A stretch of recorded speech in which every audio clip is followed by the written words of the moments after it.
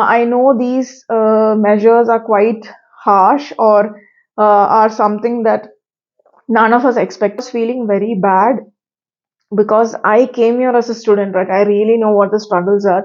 And I know why I selected Canada because obviously it was giving a stay back. I mean, I could apply for PR, I could bring my spouse. So, all these are things that are there in people, in minds of people like us, especially who are crossing their 30s or 35. And then I'm also going to tell you how is it going to impact you guys as a student or new immigrant, and how is it going to be beneficial, the pros and cons and things like that.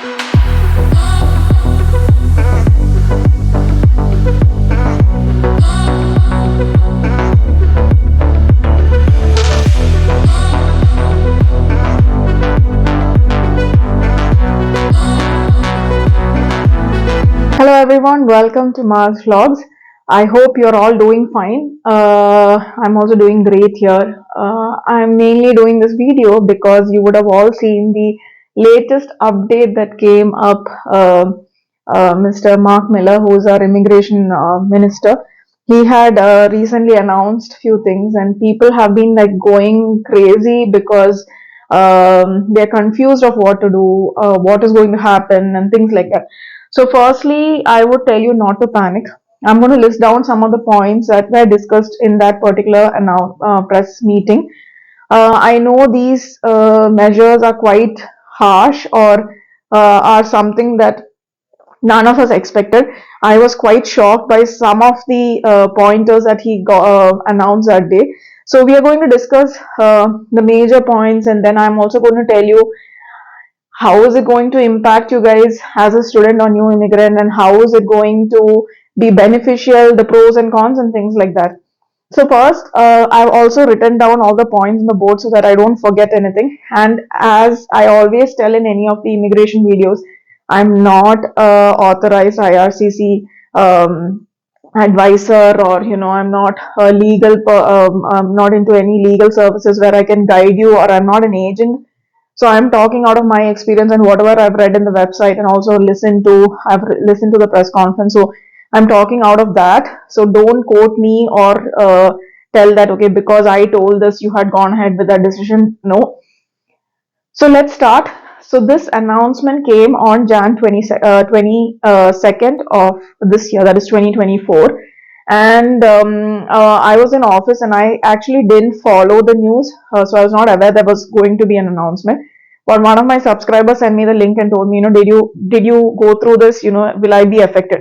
So I'm like, what is he talking about? Like, why did he actually send me the link? I ignored it initially because I thought it's just an old link that he sent me, and I told, let me just check and revert back. But when I clicked and I started reading, and then, I did a little bit of research, then I understood how serious the announcement was. So basically, the whole purpose of these announcements, which had happened in the past and which might happen in the future, is mainly to curb the immigration process, and the category of people who actually is bearing the brunt is the international students, which I'm not at all for. But then I don't think you can target any other kind of immigration streams. Like, you can't target the refugee stream because obviously they are in a state where they need to come to Canada. Neither can you target any of the PR streams because they are actually coming here as permanent residents. So the only temporary residents that can be, played around with is international students, which is a sad situation. But I also feel that with the cons, or with the issues that some of us might face, there are a lot of benefits that might come with it. So let me list down what are the announcements first. So the first announcement was that there's going to be a cap on the international students that is going to come into Canada. So compared to maybe 2021 or 2020, it's a major hike. Especially last year was like a record immigration that happened, especially for students who came to Canada, and a majority was coming in from India, okay, Africa, China, whichever place it is. But I feel that majority, especially in Saskatchewan, there's a huge influx of students that came in from India. So firstly, what he told us, there's going to be a cap, and that's going to be 3,60,000 is the number, which will actually drastically reduce the overall students that are coming in. I'm just making sure that I discuss everything that what was discussed, and also watch a couple of videos so that I get more insight into this. So that was the first announcement. The second one is that out of this 3,60,000 study permits that are going to be issued, it is going to be divided on pro rata basis between the provinces. So currently what is happening is Ontario has been issued 51% of the study permits in the last year. Okay, so what happens there is a major chunk. 51% is like more than 50%, obviously, but then you can imagine the attraction or the kind of concentration which was there in Ontario, and around, I think, 22% is was for BC. Okay, and the rest was for other provinces. So you can imagine the amount of international students in Ontario. Mainly they'll be going to Toronto or other parts of Ontario, and the others are going to BC, and only a very few, like hardly 30-40% people are getting distributed among other provinces. So that was the second announcement, that they're going to distribute these 3,60,000 study permit between all these provinces on pro rata basis based on the population of that particular province. So obviously, it's going to be, since it's based on the population, whichever province has the highest population is going to receive more study permits. But overall, it's curved, and then again, it's going to be divided, so that the plus point of this is that other provinces which are not given enough consideration by students are also going to get students into their colleges. Okay, so that's how it's going to work. Then the next point, so in, I think on December 1st, they had announced that whichever study permits are going to be issued needs to be December 1st of 2023. They announced that whichever study permit are issued should be actually verified by the designated learning institute, that is your colleges, and then issued, because of the major fraud case that came up. I think it was back in Punjab in India. There was a major instruction given on in December 2023 that all the study permits should be verified. And now on Jan 22nd, 2024, they have announced that above all these verification that is done by the DLI, all these study permits should be attested by the provinces. That is, in case your study permit is getting approved, or I don't know the exact process, your study permit should be attested by, suppose if I am coming, it should be attested by Saskatchewan government, and that should be done. They should come up with programs, as the provinces should come up with programs by March of this year. So there will be a slowdown in issuance of study permit, because they cannot issue any study permit without the attestation. So hopefully by March, things will start rolling out. So that is a second or third point.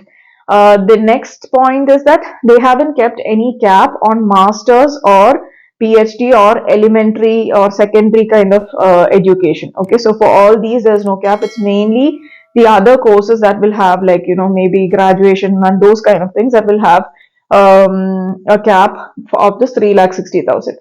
The next point is that from September 2024, okay, there is no PGWP, that is postgraduate work permit, issued to public-private kind of programs. Okay, so even I am not too clear, but this is what I read, that there are certain colleges all over Canada that are private colleges but affiliated, or they are tied up with public colleges, and they actually have courses which are actually designed by the public colleges, and like they deliver it. Okay, but then the problem here is there is no control of the public colleges over these, right? So they have been this what Mr. Mark Miller was telling is that maximum students got into admission of these kind of colleges, wherein the college might be on top of, like, he even quoted example in couple of his previous interviews, wherein it might be on top of a bar, or it might be on top of a salon or something, and then there's hardly any there's no setup. Okay, there's no college of that such, so they're just somehow manipulating and issuing these study permits, and you won't even find a college on them. So that's what happened, right? Many people came here, they didn't have proper facilities, and all these students started driving Uber. So what he's telling is, if at all we wanted an Uber fleet, we could have actually had a different stream for Uber drivers, right? Why would we bring in students who are paying so much, and who's spending so much of money, and then why would we want them to actually come here and then start driving Uber? So there's no PGWP, that is postgraduate work permit, won't be issued to these kind of colleges.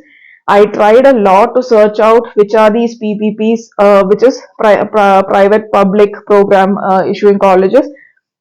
I only found few in Ontario, like Fanshawe and many others. I'm not quoting any because I'm not sure, but I couldn't find anything in Saskatchewan. I think SAS Poly is a public kind of college, so you need.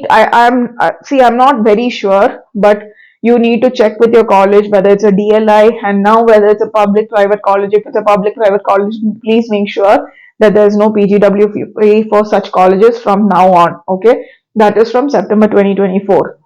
The next thing is one of the good points that was announced is that graduate master programs or PhDs will have a 3-year stay back. Okay, so what used to happen until now is that if your master is for like 1 year, you can only get 1 year stay back.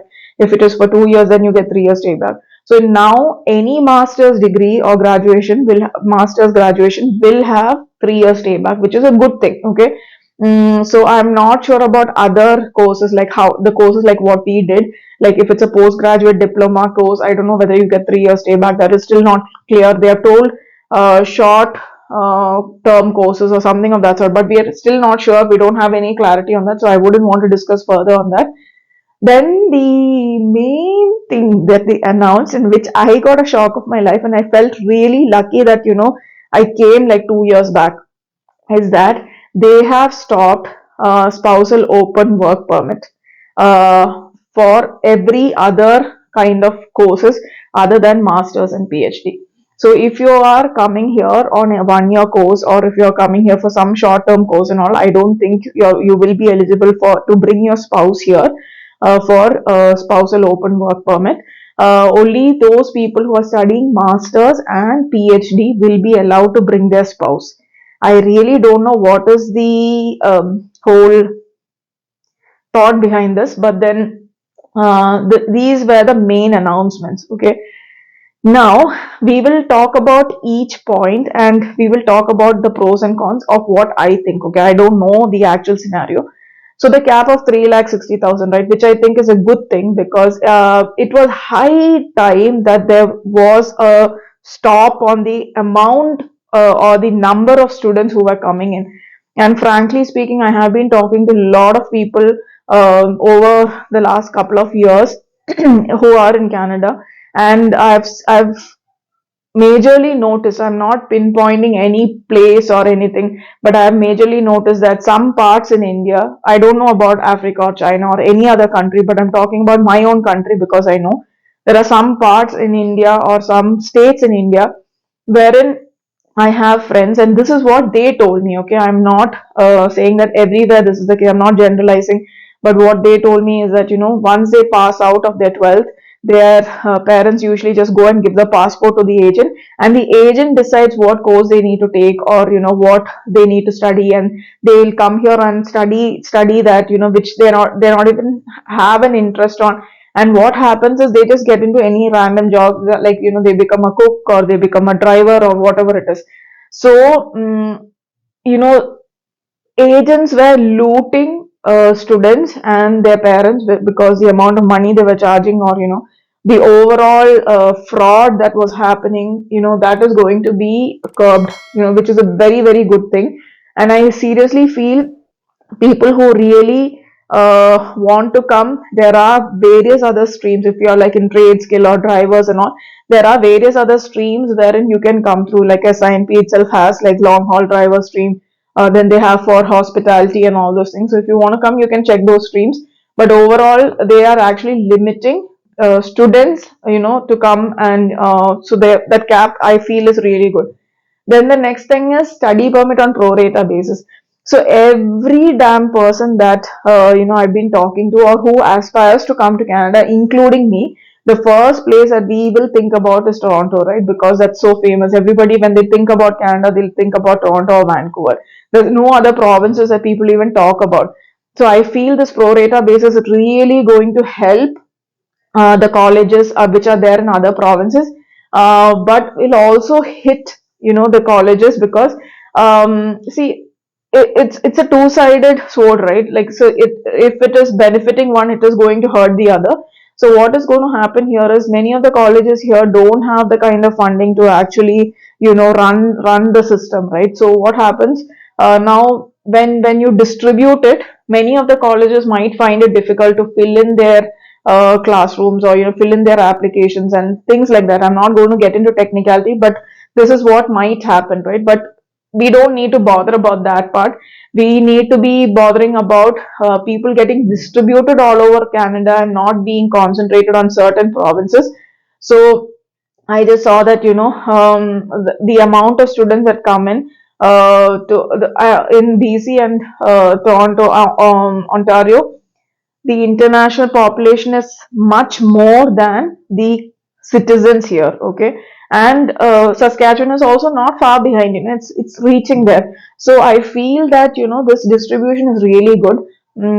Then this PGWP thing. See, the main reason why they're saying is mainly people come here because, including me, I came here mainly because I could get a postgraduate work permit. I could stay back. I could bring my spouse. There were a lot of plus points when I considered Canada, right?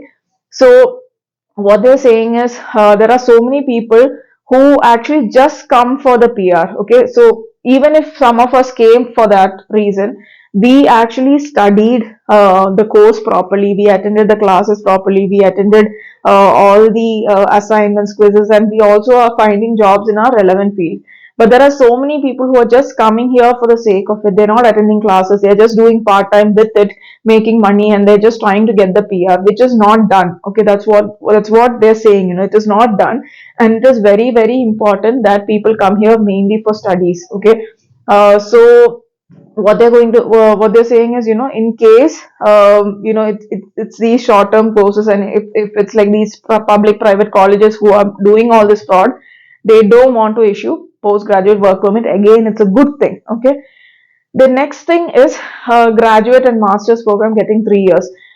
See, everything has its plus and minus. In this case, it is a plus because I feel that most of the masters and PhD people who come here, they want to study, right? Unlike some of us, they really want to study, and it is. I feel that they should be given the privilege of getting the 3 years work permit, because obviously they're going to contribute to the economic structure, or economy of Canada, by getting like good jobs, or filling up the job market. So 3 year work permit is given so that they actually qualify for express entry or CEC or whichever category it is. So that's the reason it's given. It's a good thing. The next thing, SOWP only for masters and PhD. Okay, it is good and bad. Okay, good in the sense, obviously when a person comes here, they're going to stay back for 1 or 2 years, 1 year course, or 1 year PGWP, or 2 year masters. So staying away from the family is very difficult, right? So one of the plus points that I found that was good in Canada is that people could actually be together as a family, and then achieve their PR goal, or get jobs and settle down. But the problem here is, so yeah, so many people are going to get affected because they will reconsider their decision of coming to Canada because of this, or else they should go for masters or PhD, which is much more expensive. So many people will opt not to come to Canada because of this reason. Because one of the selling point, like many people, many agents even told me, one of the selling point is that, you can bring your spouse along when you come here for a course. I feel this also has plus and minus. Plus is that, there are a lot of students who actually come here and their spouse works. I've seen, especially in Saskatchewan, where the husbands work, and then, they apply for SINP and they get through. So what happens is the student who is studying here, maybe not this student, the spouse, but any other student who's actually looking for an SINP job won't qualify because they have to finish the course. They can only work part time then, and then when they get into a full time, by then, this post is gone. So there are spouses who are actually going for it. In my case, I never actually thought about that, wherein, my spouse will actually apply for SINP. He came in on a visitor visa. We converted into a work permit, and then he was just working in a normal job. I have never, like, I don't know how the thought process is for.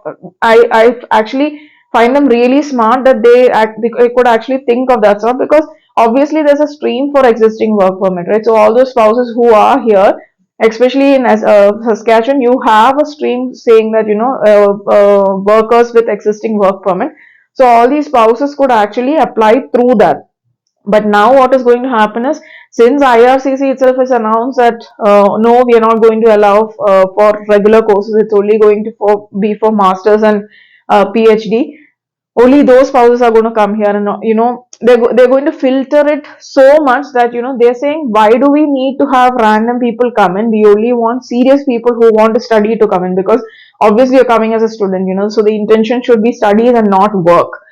So what I feel is it's a good thing. At the same time, those people who wanted to bring their family and all those things, yeah, it is like, if it was me at this stage, I would have rethought about my decision to come to Canada, mainly because of this reason. Because what if I can't bring my spouse, then what is the point, coming at this age?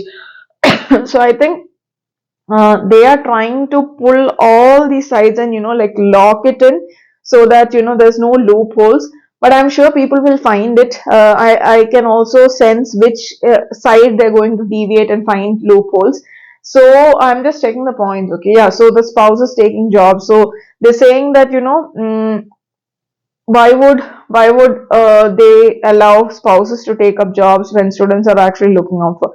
So I've been listening to some couple of videos and, discussions about what other people think about this, and I feel that some points are valid, some are like, okay, which I don't agree to. What See, the thing is, I feel it's always, even done a video on it wherein, I feel that students are always exploited, because by the employer, then the whole process itself, it's so draining and all those kind of things. So I feel this will actually reduce it quite a bit. It is not like it got announced today, right? It didn't happen all of a sudden. They have been planning since the time that fraud happened. Then there was this friction between India and Canada, and, I'm only going to talk about India because I am from that place. I can't talk about a different country, but overall, they feel that there's so much of fraud that is happening and they want to curb it. So from last year, they've been taking measures. If you see, even SINP, now Saskatchewan nominee program also made changes on Jan 11th, I think, wherein they told, they're going to take out the pilot program. So all these provinces are going to make decisions, and they're going to take strict actions to actually, limit the amount of international students that come in. Some other things that I wanted to discuss is, many people might ask, why are they doing this? See, I have seen in the recent past that maybe in the last 1 or 2 years, I've come here at that time. People keep cribbing, right? They keep saying, oh, we don't have jobs, oh, it's so expensive, oh, it's so that, and oh, it's so this. So that's the reason why I feel it's good, and why I feel that the government is taking the right actions, because the first thing they did, I think it was on Jan 1st, that they introduced a GIC increase. It's not that they introduced GIC. GIC hasn't changed for the last 10 years, but recently on Jan, I think it was the first that they told that, they're going to increase the GIC amount to 20,635 or something of that sort, for 1 year. So if you ask me, it's a huge amount, right? We had to pay 10,000, which itself, with the fees, tuition fees, and GIC, it was a burden on many like me. but for people, for some others, it might not have been. So now they have increased the GIC amount, which is actually so good, because it is not the same expense as compared to 2 years back. Even when I came here, I felt Canada is expensive, but in this case, they have increased it so that it can match up with the inflation. You can survive here, you can pay your rent. Basically, they're not expecting an international student to work. Okay, they are expecting them to study, and in order to study, you need the enough funding to pay your rent and pay for your groceries and for any kind of additional expenses. So if you see, the GIC fund for 1 year is much more than the express entry proof of fund. Uh, I have no clue how that works, but obviously I feel it is a good thing, mainly because as a student, I have come here as a student, so I can tell you what it is. Studying for that many hours and then doing assignments and then working like part time for like 20 hours a week was hectic. Okay, you don't get time for anything. So with this kind of an amount, you can relax a little bit, because you're not in the stress of making money and paying your second year tuition fee or something. You can just be more relaxed because of this GIC fund. And the constant blame, okay, life in Canada is not good, we are slogging, we came here as students, we are working, and we need to do assignments, that will stop, I think. At least that will reduce, mainly because of this reason. Because what happened is, with the $10,000, you really can't survive. You're getting $1,000 per month, and then you might make another maybe 800 to $1,000, and with that, half of it will go on rent, then 400 or 500 for grocery. So it's like really expensive here, right? So I feel it's an excellent thing that they increased. Thankfully, people who have passed in the last 2 years, they could manage. But the upcoming years, it's the prices are going to increase further, and I feel it's a good decision that they've increased. This will also limit random people coming in. Only serious aspirants who want to come to Canada and study will actually come. So several steps have been taken by the government, good and bad for the students. Ultimately, I feel that students are also complaining that they're not getting jobs. We can't find part-time jobs. We can't find jobs after we pass out. So all this is going to normalize, because the amount of students who are coming in is going to reduce. They are not going to be in the stress because of they have this GIC $20,000 in their account. And also the availability of jobs will be more, because now people are just willing to take any job at any price, any wage, right? So now, since there's going to be a cap for the next 2 years, it will just regularize, or flatten out things a little bit, because you have no clue when you're in Canada, and then when you see the reality, you really at times feel like, what the hell is happening, and why are there so many people, and why are there people willing to work in whatever job and whatever wage. They're just desperate, right? That desperation level will definitely reduce because of these actions. And then I heard an interesting thing in one of the videos. Like, even if you increase the GIC, countries like India or China, like the middle class population is more, right? I mean, they can afford this 20,000 and the fees.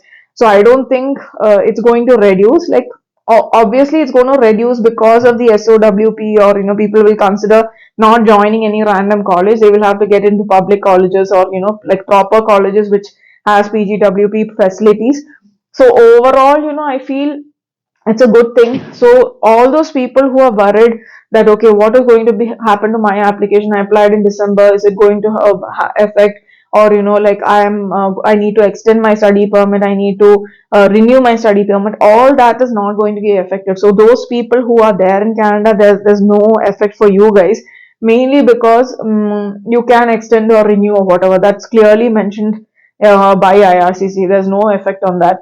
The only people who are going to get affected are those who are going to apply from September 2024, which will have issues with the SOWP and PGWP and those kind of things. So if you're doing something, do it fast.